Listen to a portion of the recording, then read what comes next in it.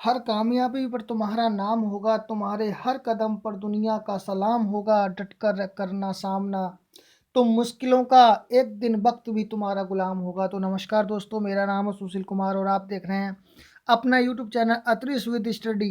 अत्रिस with study में आपका हार्दिक स्वागत एवं अभिनंदन है। गुड मॉर्निंग आपको और आपके गुरुजनों को मेरा सादर प्रणाम। तो दोस्तों हो जाइए तैयार, लेकर के आ गया हूँ UP super TET. UP super TET का आगाज हो गया है और इसके साथ साथ यूपी टेट की भी सीरीज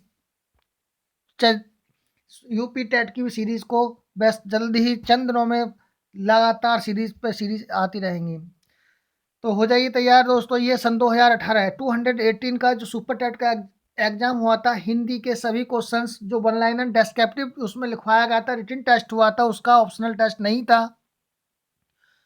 तो उसका जो हिंदी के सारे क्वेश्चंस इसमें इंक्लूड किए गए हैं। तो प्लीज़ दोस्तों देखना सारे क्वेश्चंस, एक एक एक क्वेश्चन सारे इसमें एक ये मतलब क्या दिया था इसका गद्यांश दिया था, इसमें से देख करके इसको क्वेश्चन लिखना था। सेम कंडीशन ये है, अग्नि का पूछा है, चौराहा पूछा है, जिसके हाथ में चक्र सारे के सारे क्वेश्चन इसमें मैंने डेस्क्रिप्टिव जैसे आए थे वैसे ही लिए हैं। कंघी का तत्सम शब्द क्या होगा, व्यू का, ये सारे के सारे क्वेश्चंस इसमें लिए हैं। छोटा वीडियो होगा, डेस्क्रिप्टिव होगा और बहुत अच्छी तरीके से इसको आनंद के साथ पूरा करेंगे। तो ले लीजिए पेन पेंसिल यानी कि एक नोटबुक और पेंसिल्स ले लीजिए, पेन ले लीजिए और उसको अपने वन लाइनर नोट्स बना लेंगे। तो हो जाइए तैयार, बिना देरी करते हुए चलते हैं और करते हैं अपनी क्लास का प्रारंभ।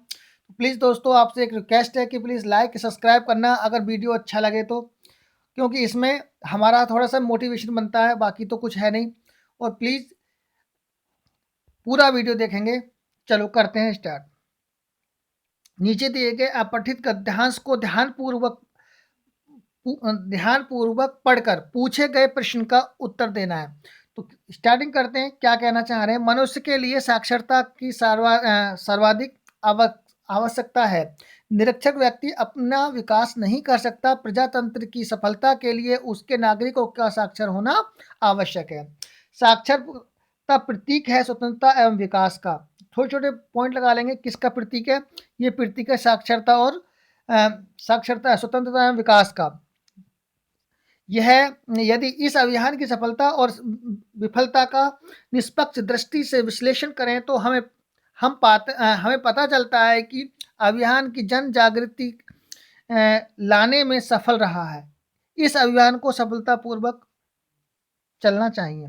बात यह है कि आपको इतना नहीं पढ़ना है। पहले इसका छोटी सी मैं आपको एक ट्रिक देना चाहता हूँ कि आप सबसे पहले क्वेश्चन को पढ़ें। आपका क्वेश्चन क्या कह रहा है, इतना लंबा पढ़ने की ज़रूरत नहीं है। वो कह रहा है कि प्रजातंत्र की सफलता के लिए क्या आवश्यक है। तो प्रजातंत्र की सफलता के लिए क्या आवश्यक है। देखो, प्रजातंत्र की सफलता के लिए उसके नागरिकों का साक्षर होना आवश्यक है। तो हम यहाँ लिख देंगे, क्वेश्चन में लिखेंगे, क्या लिखेंगे आंसर इसका, कि प्रजातंत्र की सफलता के लिए यहाँ से प्रजातंत्र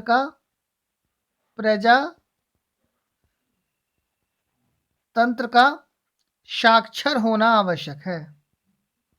साक्षर होना आवश्यक है। ये हमारा हो गया आंसर। ये ऐसा ही क्वेश्चन आया था, वही क्वेश्चन मैंने आपको बनाया है जो जैसी तरीके से इसमें क्वेश्चन आए थे, यानी कि उसमें रिटन टेस्ट हुआ था, ऑप्शनल कोई क्वेश्चन थे नहीं। ठीक है दोस्तों, चलते हैं, करते हैं नेक्स्ट क्वेश्चन पर बात। नीचे दिए गए अपठित पद्यांश को ध्यानपूर्वक पढ़कर पूछे गए प्रश्न का उत्तर दीजिए। दंभ का जहां जहां पड़ाव था, सत्य से जहां जहां दुराव था, वह चला कि अग्नि बाण मारता, बाप की आह आह उजाड़ता, सॉरी, पाप की आह आह उजाड़ता, वज्र वन गिरा गिरे विचार पर। तो यहाँ से इन्होंने ये दिया है, इसको पढ़ना है और पढ़ने के बाद में वो पढ़ना तो इतना ज़रूरी नहीं था, मैंने तो सिर्फ पढ़ दिया, आपको पढ़ना कुछ नहीं है, सिर्फ आपने क्वेश्चन पे अपना जो टारगेट है उसको हिट करना है। हमें सबसे पहले देखना है कि हमारा क्वेश्चन क्या है। क्वेश्चन क्या है, अग्नि शब्द का तत्भव क्या होगा। ये दिया है ना अग्नि, अग्नि इसमें यहाँ से उन्होंने उठा लिया है और इसका तद्भव पूछ रहा है। तो तद्भव का मतलब है यानी कि जो शब्द संस्कृत के जो कि त्यों चल रहे हैं वो सीधे सीधे क्या क्या कहलाते हैं, तत्सम, और संस्कृत से आकर के एक रूप नया रूप धारण कर लिया है उसे तद्भव कह देते हैं, यानी कि आम बोलचाल की भाषा को तद्भव। तो इसमें सीधा सीधा अग्नि का क्या होगा, आग। क्या होगा, अग्नि का आग। तो यहाँ हम आग लिख देंगे, हमारा राइट आंसर हो जाएगा। ठीक है दोस्तों, चलते हैं फ्रेंड्स अगले क्वेश्चन पे बात करते हैं। चौराहा, चौराहा में कौन सा समास है, चौराहा में कौन सा समास है। यस, बात करते हैं चौराहा, चौराहा में कौन सा समास है, बताएंगे चौराहा के बारे में, कौन सा समास होगा चौराहा में। यस, यानी कि चौराहा चार राहों का समूह, चार राहों का समूह अर्थात चौराहा। तो कौन सा समास की बात कर रहा है, तो सीधे सीधे बात करते हैं चौराहा में कौन सा होगा। जब आपको किसकी संबंधित बात करें, जब आपको गिनती से संबंधित बात करें तो चौराहा की बात आ गई। चौराहा में क्या होगा, द्विगु समास, द्विगु समास। तो हम यहाँ पे लिख देंगे द्विगु समास, ज़्यादा बात करनी नहीं है, जिन्होंने पूछा उतना हमने कर दिया। तो कह रहे हैं चौराहा में कौन सा समास है, चौराहा में द्विगु समास है। ठीक है दोस्तों, अब नेक्स्ट क्वेश्चन पे बात करते हैं, चलते हैं नेक्स्ट क्वेश्चन। ये है, जिसके हाथ में चक्र हो के लिए एक शब्द क्या होगा, जिसके हाथ में चक्र हो के लिए एक शब्द क्या होगा। जैसे बताना है दोस्तों, जिसके हाथ में चक्र हो उसके लिए क्या होगा, यानी कि एक शब्द अर्थात चक्रपाणी। क्या होगा, चक्रपाणी। जिसके हाथ में चक्र हो उसके लिए क्या होगा, एक शब्द चक्रपाणी। और कौन सा समास होगा, बहुब्रीहि समास, बहुब्रीहि समास। तो ये क्वेश्चन इसी तरह के क्वेश्चन आए थे पिछली बार जब ये 218 का सुपर टेट का एग्जाम हुआ था। बात करते हैं नेक्स्ट क्वेश्चन पर। ये कंधी नहीं है, कंघी है, ध्यान रखें, कंघी। क्या है, कंघी। कंघी शब्द का तत्सम शब्द क्या होगा, तो कंघी शब्द का तत्सम रूप जो होगा वो लिख लेंगे अच्छी तरीके से, जो क्वेश्चंस थोड़ा सा टफ है उनको लिख लेंगे, नोट्स बना लेंगे। यस, क्या है, कंघी शब्द का तत्सम रूप होता है कंकती, कंक और ती। क्या होता है, कंघी शब्द का तत्सम रूप क्या होता है, कंकती, है ना।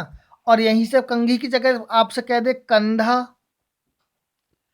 कंधा, कंधा का तत्सम रूप क्या होगा, तो कंधा, कंधा का तत्सम रूप होगा स्कंद। क्या होगा, स्कंद। ध्यान रखेंगे, कंधा का स्कंद और कंधी का कंकती।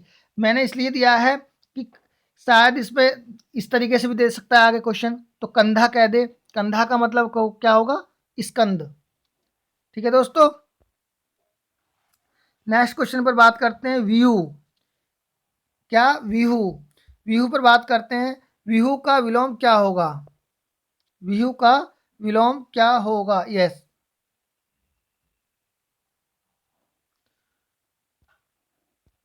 तो व्यूह का जो विलोम होगा, व्यूह का विलोम होगा क्या होगा, व्यूह का, व्यूह शब्द का जो विलोम होगा वो होगा एब्यू।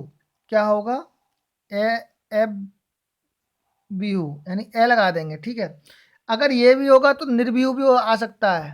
क्या आ सकता है, निर्व्यूह। दोनों को ध्यान रखेंगे, निर्व्यूह। ठीक है दोस्तों,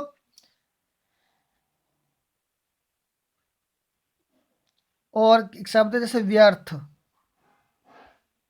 इसी से मिलता जुलता। व्यर्थ का क्या होगा, अव्यर्थ।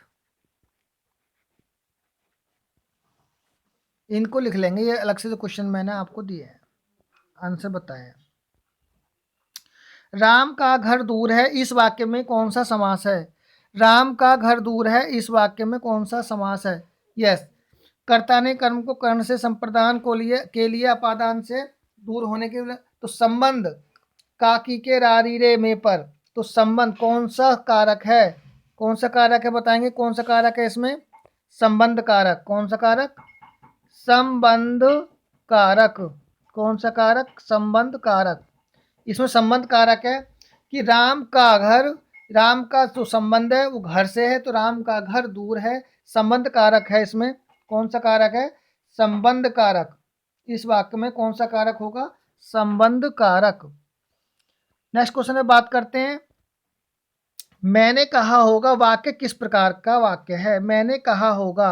अब मैंने कहा होगा भाई मुझे तो पता नहीं है, मैंने कहा होगा मतलब एक संदेह वाली बात आ रही है, तो इसमें आंसर होगा हमारा उत्तर क्या होगा? संदेह। क्या होगा? संदेह।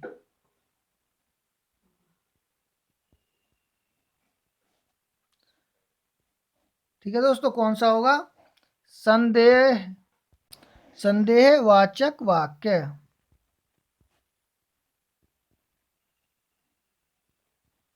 तो इसमें ये आएगा। ठीक है दोस्तों, मैंने कहा होगा। अगला क्वेश्चन पे चलते हैं, बात करते हैं। ये रहा अगला क्वेश्चन। अगले क्वेश्चन पे क्या कहना चाह रहे हैं? अस कहीं कुटिल भई उठी ठादी मानुस मानहु रोष तरंगनी बाढ़ी मैं मानहु के द्वारा कौन सा अलंकार है? ये कह रहा है इसमें कौन सा अलंकार होगा? यानी कि अस कहे कुटिल भई उठी ठाड़ी मानसु रोष तरंगनी बाड़ी मैं मानहु के द्वारा कौन सा अलंकार है? इसमें कौन सा अलंकार होगा? इसमें होगा, यस, जल्दी बताएंगे कौन सा इसमें अलंकार होगा, लिखेंगे अपना अलंकार। यस, बताएंगे दोस्तों इसमें कौन सा अलंकार है।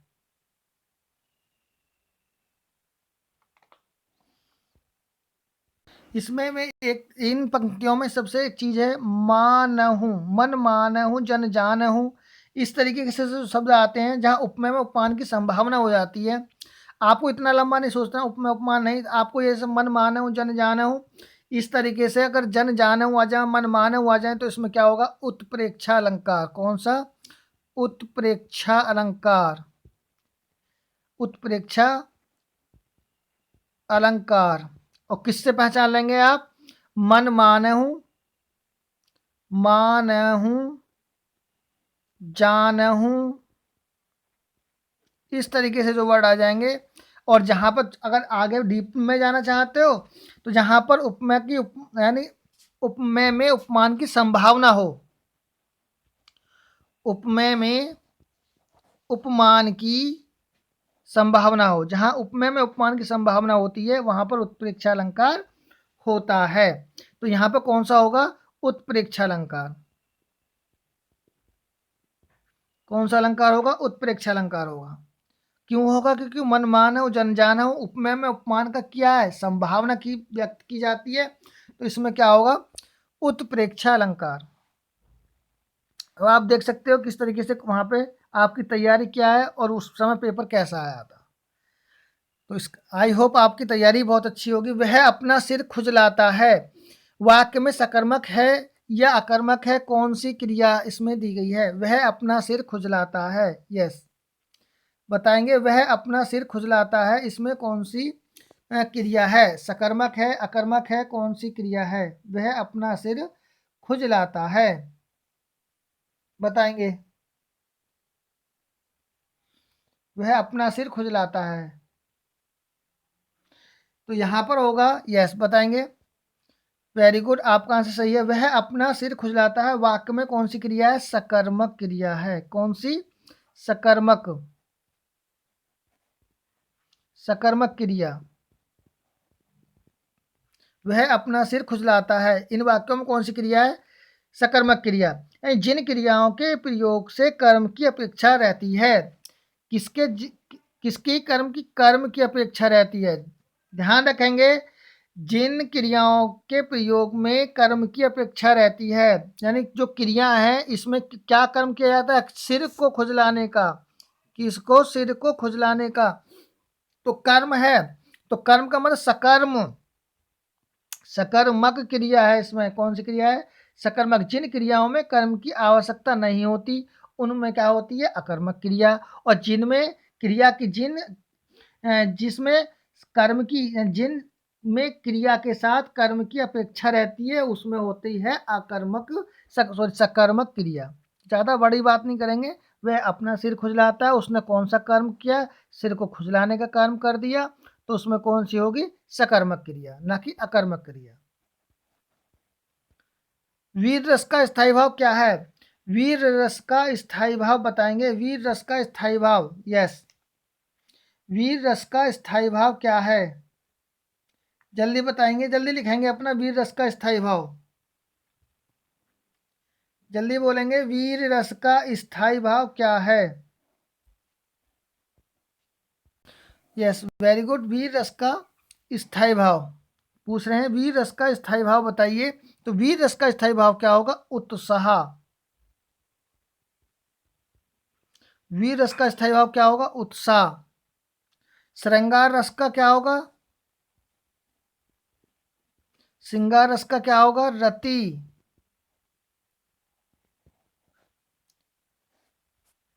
ये रस इनके स्थायी भाव भी पूछ लेता है, देख लेना एक बार।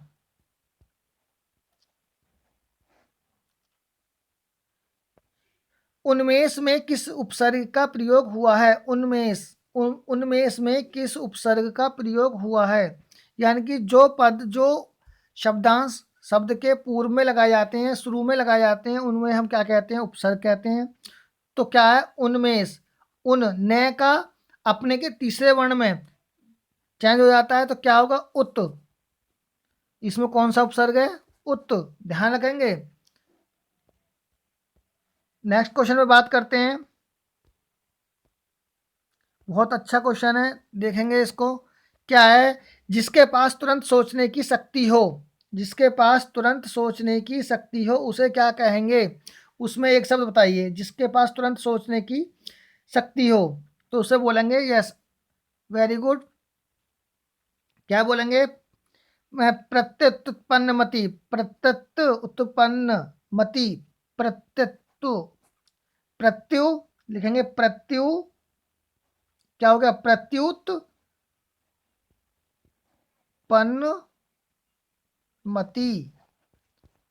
जिसके पास तुरंत सोचने की शक्ति होती है उसे क्या बोलते हैं, प्रत्युत्पन्नमति, यानी कि तुरंत हाजिर जवाब देने वाला, प्रत्युत्पन्नमति होगा वो। आगे नेक्स्ट क्वेश्चन पे बात करते हैं, संस्कार शब्द में कौन सा उपसर्ग है, तो कौन सा उपसर्ग है, सम, सम उपसर्ग है, अलग दिखाई उसमें पहले दिखाई दे रहा है, सम उपसर्ग है। शुद्धि का तत्सम शब्द क्या है, शुद्धि का, तो शुद्धि का तत्सम शब्द क्या होगा, इस बताएंगे, शुद्धि का होगा ये शुद्धि, और हम है शुद्धि,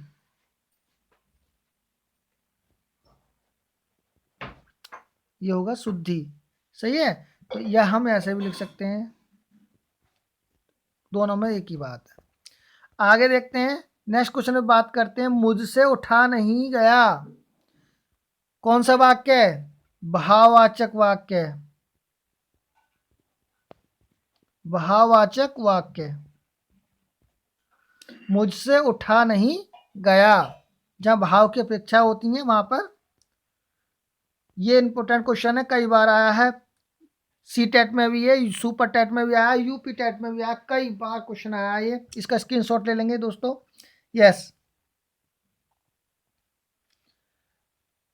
वो कह रहा है, पर्वत के ऊपर की समतल, यानी कि पर्वत के ऊपर की समतल भूमि वाक्य के लिए एक शब्द बताना है। तो पर्वत के ऊपर की समतल भूमि को क्या कहते हैं, तो पर्वत के ऊपर समतल जो भूमि होती है उसके लिए क्या कहते हैं, जल्दी बताएंगे। यस, आदित्य का, क्या बोलेंगे, ये लिख लेंगे, कई बार क्वेश्चन है, आदित्य का, यानी कि जो पर्वत होता है, पर्वत के, जो यहाँ के पर्वत के ऊपर एक समतल भूमि बन जाती है, ये ऊपर क्या है, ये ऊपर की जो समतल भूमि बन जाती है उसके लिए बोलते हैं आदित्य का, पर्वत के ऊपर की समतल भूमि को क्या बोलते हैं, आदित्य क्या। अब यहीं से क्वेश्चन दूसरा कह देगा कि पर्वत के नीचे की, यानी क्या बोलेगा, पर्वत के नीचे की समतल भूमि, पर्वत के नीचे की समतल भूमि क्वेश्चन को लिख लेंगे, क्या बोलेंगे इसको? उपत्यका। क्या बोलेंगे इसको? उपत्यका। क्या बोलेंगे? उपत्यका। पर्वत के ऊपर की समतल भूमि को क्या बोलेंगे? आदित्यका। यानी कि अधिक है तो भाई ऊपर है तो अधिक ही तो होगी, और नीचे है तो उपत्यका। ये ध्यान रखेंगे, पर्वत के ऊपर की समतल भूमि को आदित्यका। भाई कोई चीज़ जब ऊपर रहेगी तो अधिक ही तो होगी, तो इसके मैं ट्रिक बता देता हूँ आपको। आदित्यका यानी कि जब यार ऊपर रहेगी कोई चीज़ तो आदित्यका मानेंगे, और भाई पर्वत के नीचे है तो क्या रहेगी? उपत्यका। उपमानी तो पहले ही में छोटा ही तो होगा, तो उपत्यका। अब नहीं भूलोगे, आई होप। नेक्स्ट क्वेश्चन पे बात करते हैं। लिखावट में कौन सा प्रत्यय है? आवट। लिखावट। लिखावट में कौन सा उपसर्ग होगा? लिखावट में होगा आवट। सजावट, बनावट, दिखावट, तो आवट। कौन सा होगा प्रत्यय? आवट। नेक्स्ट क्वेश्चन पे बात करते हैं। काला सागर में कौन सी संज्ञा है? हैं, काला सागर में कौन सी संज्ञा है? जल्दी बताएंगे, काला सागर में कौन सी संज्ञा है? Very good. कौन सी संज्ञा है? व्यक्तिवाचक। व्यक्तिवाचक संज्ञा है। क्यों है? यानी कि व्यक्तिवाचक, जिस संज्ञा में केवल एक ही व्यक्ति या वस्तु का बोध होता है वहां पर क्या होता है? व्यक्तिवाचक संज्ञा। यानी काला सागर एक ही है। राम हो, राम एक ही है। इलाहाबाद, श्याम, पटना, भूमि यानी कि बेरठ, ये सारे क्या है? ये एक ही हैं। तो क्या है? राम जाता है। राम जाता है, तो राम क्या है? व्यक्तिवाचक संज्ञा है। आगरा, आगरा क्या है? व्यक्तिवाचक संज्ञा है। जो कि एक शब्द होते हैं उनका एक शब्द का बोध कराते हैं वो क्या कहलाते हैं? अब दिमाग में जा रहा होगा यहाँ पे, काला सागर यानी कि विशेषता वाली बात। विशेषता नहीं है, मतलब वो कह सागर कैसा काला, उसकी ये विशेषता नहीं पूछ रहा, वो संज्ञा पूछ रहा है। यहाँ पर थोड़ा कन्फ्यूजन रहेगी तो फ्रेंड्स, यहाँ पर दो क्वेश्चंस बनने हैं, आप देखेंगे इसमें कौन सा आप लगाते हैं। प्रधानमंत्री में कौन सा समास है? तो मेरा अपनी तरफ से मेरा कंट्रीब्यूशन है कि प्रधानमंत्री यानी कि मंत्रियों में है जो प्रधान, मैं इस तरीके से बना रहा हूँ, आप अपनी तरफ से बताएंगे। मंत्रियों में, मंत्रियों में जो प्रधान है तो इसका मतलब क्या होगा? प्रधानमंत्री। तो उसको हमारे किधर जाएगा ये? यानी कि ये कहना चाह रहा है जो क्या है, प्रधानमंत्रियों में जो प्रधान है अर्थात क्या होगा? प्रधानमंत्री। यानी कि जिसमें कोई पद प्रधान नहीं होता, किसी तीसरे पद की तरफ बात को अन्य पद की तरफ बात कही जाती है, तो वहां कौन सा होगा? बहुव्रीहि समास होगा। कौन सा होगा? बहुव्रीहि समास।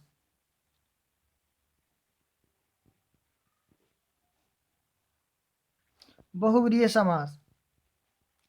अब आप एक बार देख लेंगे, इसमें मुझे थोड़ा सा डाउट है कुछ, इसमें देख लेंगे। बस मेरी तरफ से तो ये क्लियर है कि मंत्रियों में कौन सा समास है। मंत्री में यानी कि मंत्री में जो मंत्री का मतलब है, मंत्रियों में जो है क्या? प्रधान, अर्थात क्या होगा? बहुब्रीहि। तो ये सब क्लियर है ये वाली बात। हमारा वीडियो होता है फिनिश। कैसा लगा? ये वन लाइन क्वेश्चन ही थे, ऐसी ऐसी इस तरीके के डेस्क्रिप्टिव उसमें रिटन टेस्ट हुआ था, तो ये ऐसे क्वेश्चन आए थे। कितना स्कोप रहा, कितना आपके टारगेट रहा, कितने क्वेश्चन आपने सही करे, तो उसको कमेंट बॉक्स में कमेंट करेंगे, और नेक्स्ट वीडियो अब जल्दी ही अपलोड करते हैं। नमस्कार, धन्यवाद वॉचिंग माय वीडियो।